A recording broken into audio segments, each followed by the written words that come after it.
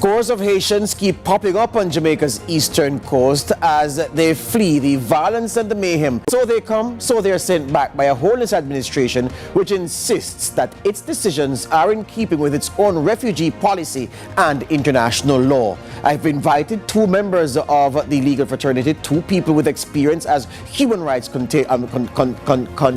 campaigners, get it right, George, two human rights campaigners, to interrogate that claim with me here on the program Lead Story this evening. It's the Lead Story. It's Friday. I'm tired, but I'm still energetic to deliver a good show for you on this day.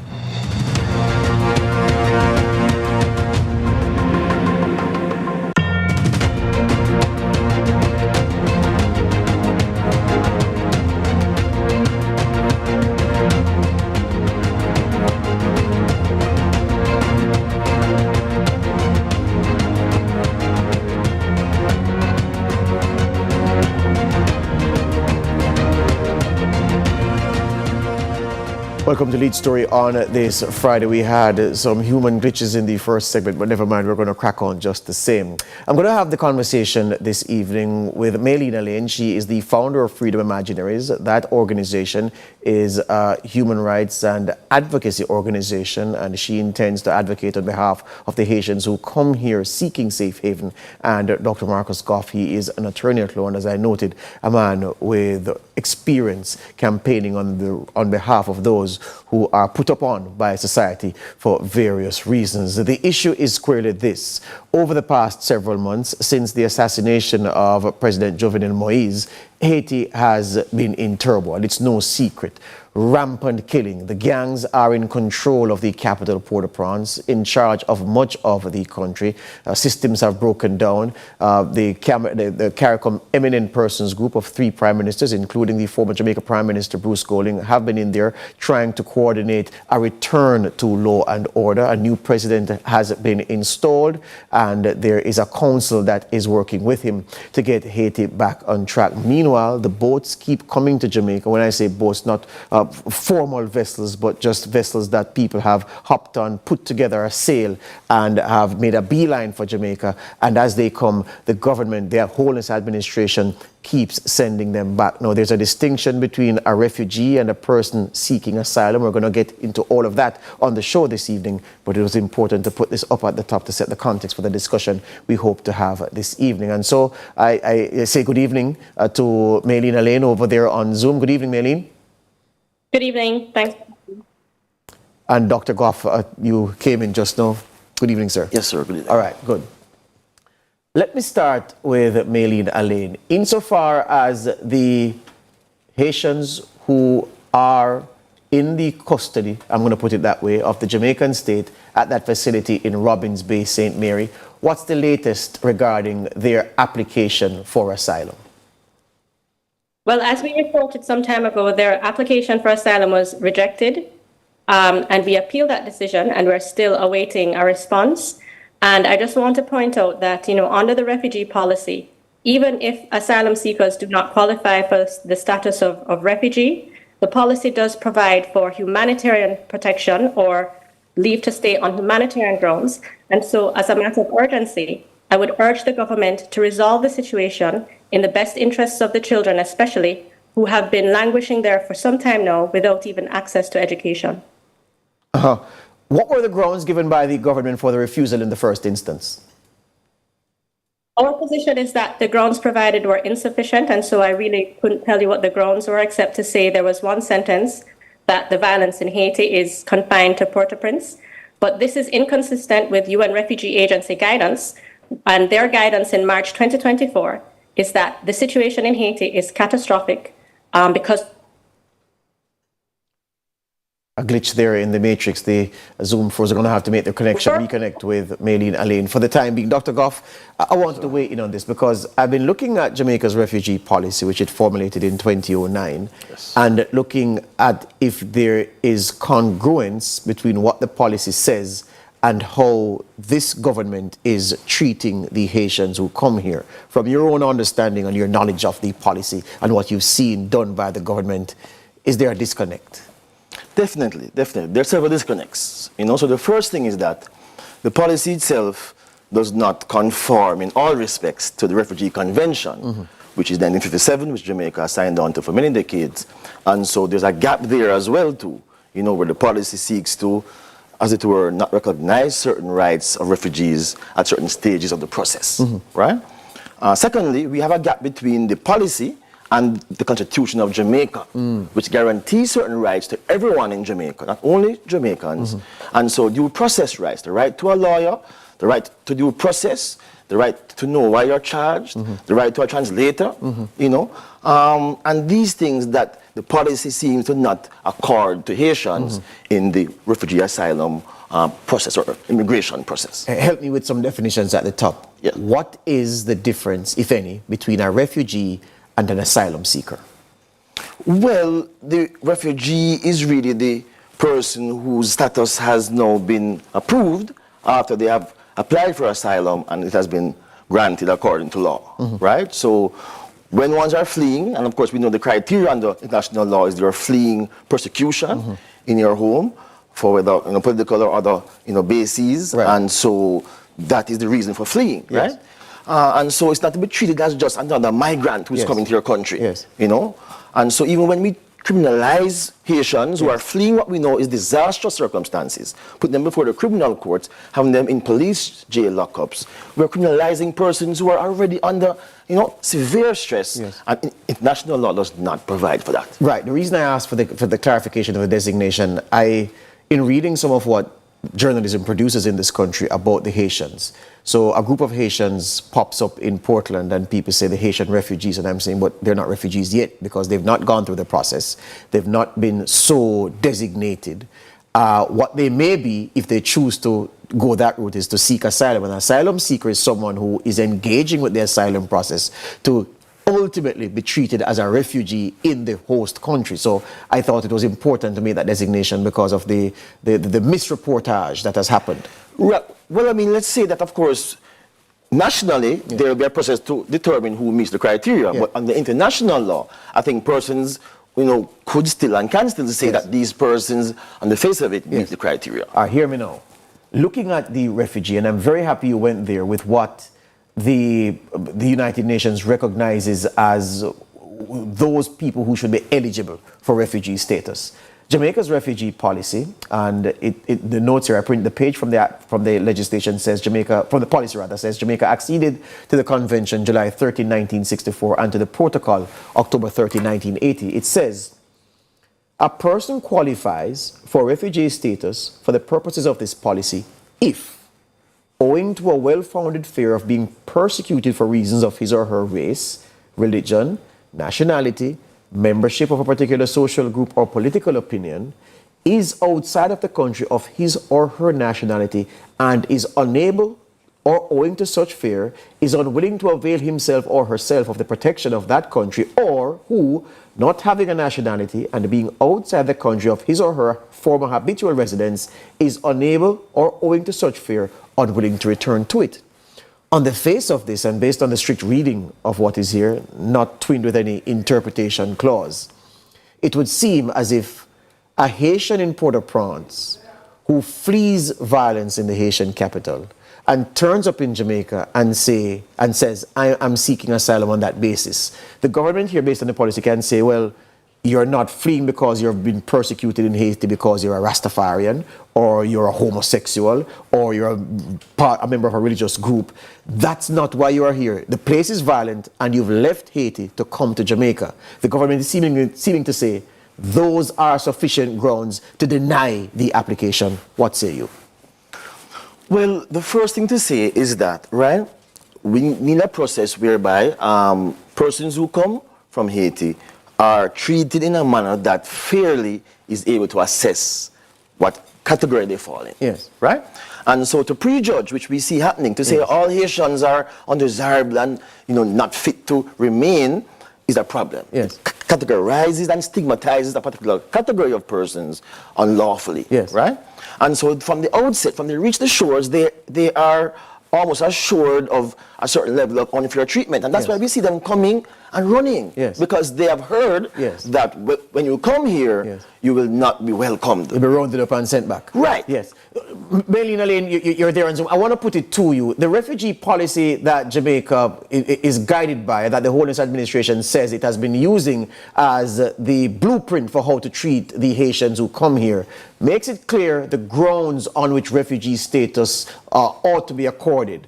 There seems to be a consistency in the government's actions as per the dictates of the policy. Do you agree with that?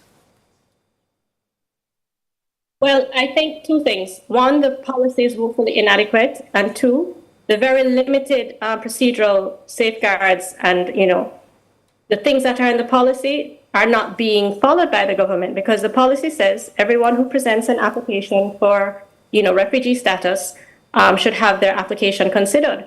But we're not seeing that. What we're seeing is either the wholesale just failure to acknowledge these applications, or the wholesale rejection of these applications in formulaic decision letters that do not take into account individualized circumstances. And, the UN Refugee Agency has provided very clear guidance on the risk profiles. There is a ground, for example, of persons belonging to a particular social group who is persecuted on that basis.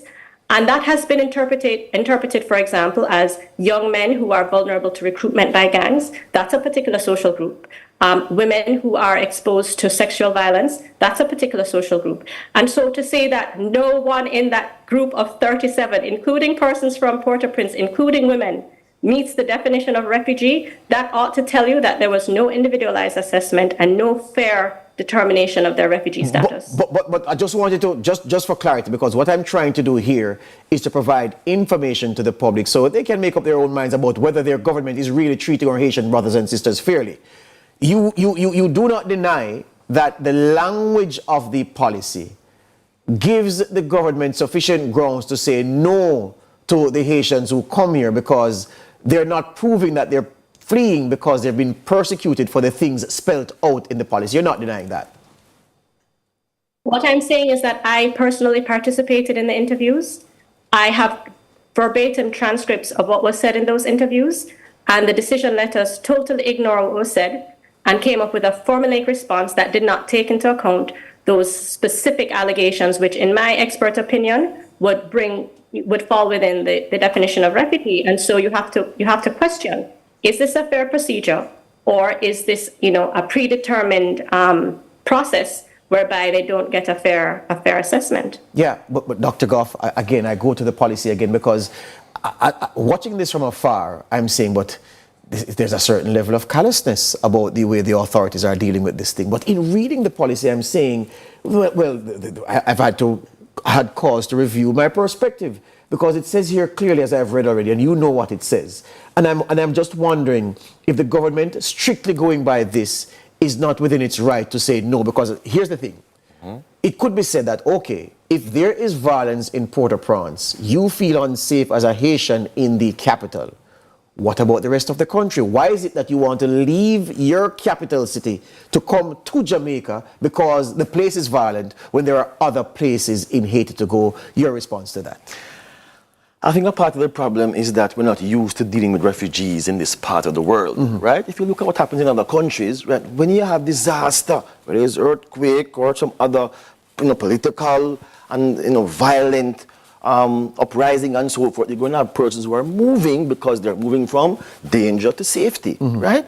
And so they're going to be moving to neighboring territories like Haiti's, to Jamaica. Yes. And so I'm saying that there's a reason why the UN has said that Haitians at this point in time, in light of what is happening in Haiti, yes, are not to be returned. Yes. And so, as Mr. Lane said, the category that says that you come from a particular social category, yes, does include women and children and men who are facing circumstances that they have to flee because of persecution, either because they are male, young. So you would say then that the administration, this government here, is ignoring nuance and just going by the strict application of what the policy says. They're ignoring legal definition because these things are defined at the international law level. Next thing I want to say is that any government can pass a policy and make a policy. Today's a policy, tomorrow is a new policy. The fact is that how do we judge those policies? And we judge them by whether they meet the standard of the rule of law as in the Constitution or as in international law. And so the policy itself isn't a basis without us being able to assess the policy according to these established frameworks. Yeah, human rights advocates and attorneys at law opining on how the government is treating the Haitians who pop up on our shores seeking safe haven. Notice I have not said seeking asylum or seeking refugee, because that's another part of the story that we look to tell after this break. You're watching Lead Story here on CVM TV.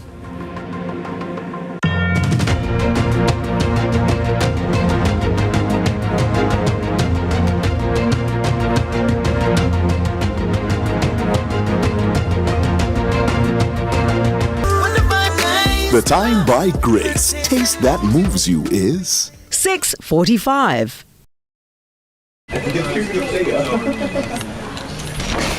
We are in Hague Heights in Trelawney, and we're looking for Cheyenne. She's a baker, but I'm interested in finding out more about the journey that this Jamaican, has started. But more importantly, is really for the cookie. We're there to eat the cookie them, the free cookie them. We are here for that. So you bake cookie, catch the beat, and make some friend the cookie. You're like, Absolutely. You want a cookie? You get a cookie. Do you want a cookie? You get a cookie. Never in my life did I actually think I would be in my corner office today, baking for a living, getting to do what I love to do. Nice. Hey. Hey. Oh my God, that's so It's good. It's really good.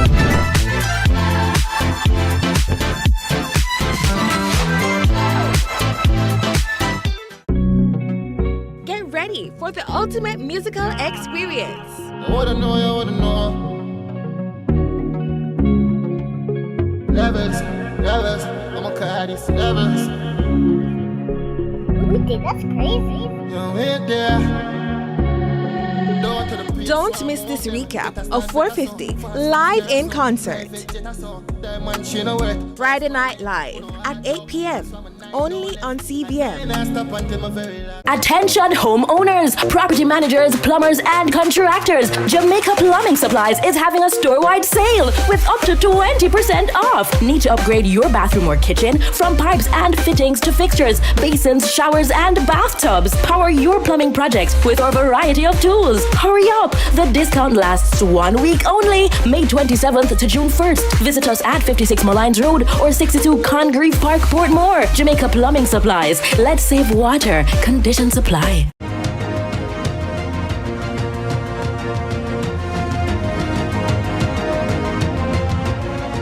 The Jamaican government is an avowed supporter of Haiti as the country goes through this tumultuous period in its history. We can say the latest tumultuous period, but there are advocates who say the government's rhetoric does not match the action of immigration and other officials who encounter Haitians who come here seeking safe haven from the violence that has destroyed the fabric of life in their country. The advocates say that Haitians are not being given a fair shake. They're not being given access to those people who can translate and intercede on their behalf as they discuss with the government why they are here, and so they are not given a fair chance to cause the government to keep them here and grant them safe haven as the violence rages in their home country. I have Maylene Alain, she's the founder of Freedom Imaginaries, with me, and Dr. Marcus Goff is here in studio. Maylene, if I may ask you, properly, what should be the process engaged by the Jamaican authorities when they encounter a group of Haitians freshly landed on the island at Portland or any other port of entry? Well, first of all, there should be appropriate reception facilities in place that are not jail cells. And so, just recently I found, a 10-month-old baby and children in a police lockup, asylum seekers who had been languishing there for days, because that is how the government is receiving asylum seekers. And, that is absolutely, prohibited under the law, but just also spectacularly cruel and should never occur.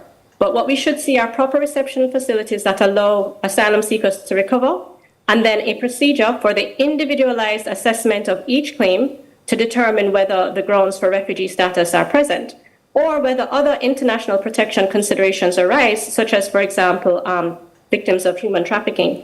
Access to legal counsel is absolutely necessary. And then, of course, access to the courts for judicial oversight is important in terms of procedural safeguards. And these are just basic requirements, I think. We could get into more details, but at the very least, those procedural safeguards need to be in place. To your best knowledge, has any group of Haitians been sent back by the government without getting the chance to have a person intercede on their behalf, someone who knows their language, someone who can communicate with the Jamaican authorities on their behalf? Has that happened in recent times? Yes. So, well, depending on what you call recently, between September and December 2023, my count is that around over 90 Haitians were rapidly returned or collectively expelled from Jamaica without being allowed to communicate with an attorney at law and without access to an asylum procedure. And even when I went down to where they were and tried to speak with them, I was confronted with armed police officers and soldiers who prevented me from speaking with the Haitians.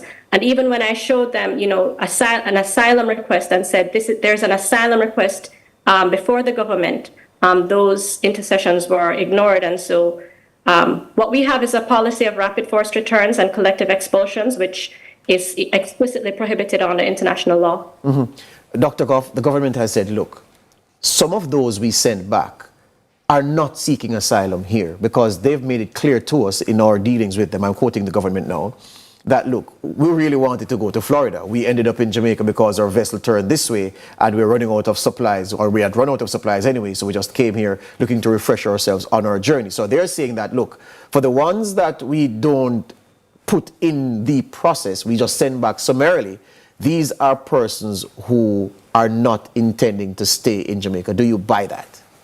No, we don't. And, the problem that we see is that when the Haitians arrive, the government has a concerted part of their policy to deny the Haitians access to lawyers, right? Mr. Lane and I have been to several police stations and made several phone calls, and we're told that this is the policy coming from the top, that no Haitian is allowed to see anyone, especially lawyers. And so that has been said to you in those words? Most definitely. And so the intention then is to have the Haitians come, they don't speak English, you may not have a translator available, no legal representation, that all facilitates the government's predetermined plan to expel rapidly. So it's really a wholehearted, concerted effort to deny the Haitians their due rights under international law and under the Constitution of Jamaica, so we can expel our family, our brothers and sisters and cousins, back to what we know is trauma. Yeah. Ms. Alain, do you believe that by virtue of the stridency of your advocacy, you are persona non grata with the immigration officials, the National Security Ministry? Well, I would hope not. What I can say is that, I have interacted with immigration officers, lawyers, police officers. And what I would say is they don't want to see this treatment of Haitians. They really don't. And they keep saying, change the policy. Because when you ask a police officer to place a 10-month-old baby in a filthy jail cell in deplorable conditions, they don't want to do that. But, the consistent response is, these are our instructions, and we are enforcement officers. And they say, change the policy. I mean, when I did a habeas corpus application for a Haitian who was languishing in a remand center for months, despite his fines for illegal entry, when I went finally after the application was of course granted because it was an unlawful detention, and walked the Haitian out of the remand center, the officers were happy because no one wants to see Haitians treated this way. And so urge the government, don't put your employees and officers through this because it's traumatic for them as well. Yeah. Dr. Goff, what about those who say the problem with human rights advocates as yourself in this situation is this?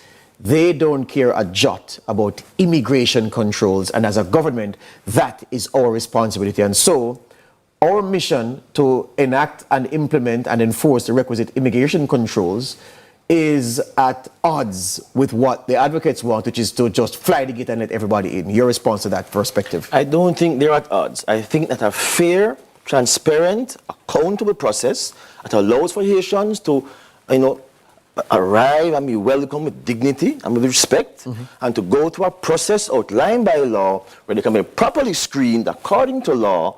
And so security concerns can be part of the matrix of considerations that the government must take into account. But you can't ignore what's happening in Haiti. You can't ignore the people's rights. And so what's happening with security issues is one of the several considerations that should be taken into account. But what we don't have, right, is that at present we have a kind of predetermined process where they are unfairly prejudged and pre-approved for immediate return. Mr. Lane, if it is that the authorities are not taking you on, they're unsympathetic and they're holding up this paper policy to say, well, this is what we're following. What will it take for the international authorities to make a direct intervention to say to the Homeless Administration, based on our assessment of how you've been treating Haitians turning up in Jamaica, you are wrong, you are out of step with what international law dictates, please fall in line. What will it take for that to happen? Well, the claims just need to be presented, and I think those claims would be very strong because international law is clear. But we don't even have to go to the international community because right now, there are cases before the court.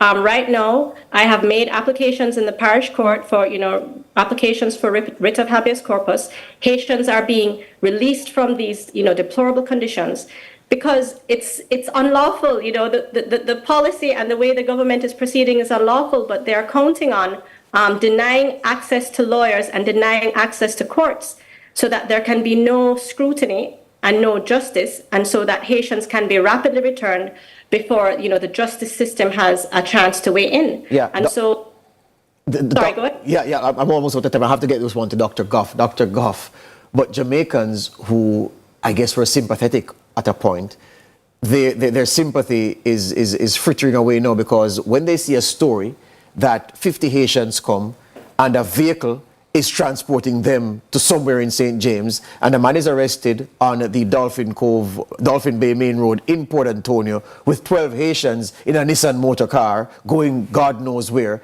People are saying, well, this is a coordinated thing. These people are trying to beat the system. Are they beating the system out of necessity, or are they being forced to go around the system? They are being forced, and God knows where they were going. And I think that if you look at even the biblical reference, then those persons who are assisting possibly, sometimes we should consider maybe doing some good Samaritan work. Oh, so I know you'd go for the Samaritan line. But at the same time, I'm saying that, as we know, a fair process will be able to screen the genuine ones from the non-genuine ones. That's all we're asking for. Hear you on that. My perspective is this. The refugee policy is clear. An immigration officer, based on their assessment, can make the decision that, look, this person is not fit for Jamaica, please go back. But I don't see any injury in having the process and the policy as adumbrated being followed by the authorities. And that's what the human rights advocates, the attorneys are saying. If you follow the process, then whatever the process decides, we can't complain. But when you are seeking to push the policy and process aside and appear to summarily just send people back because that's your